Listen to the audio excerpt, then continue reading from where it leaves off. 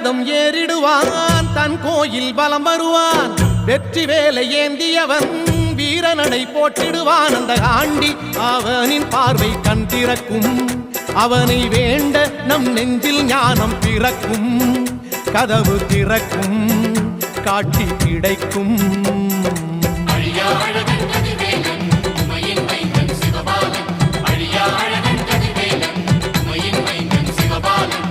தைப்பூசம் வந்ததையா, தைப்பூசம் வந்ததையா,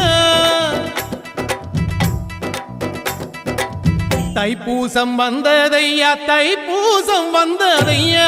கரையெல்லாம் மேகம் வந்து நீராட்டும் நேரமையா. ஆண்டி குமரனுக்கு அபிஷேகம்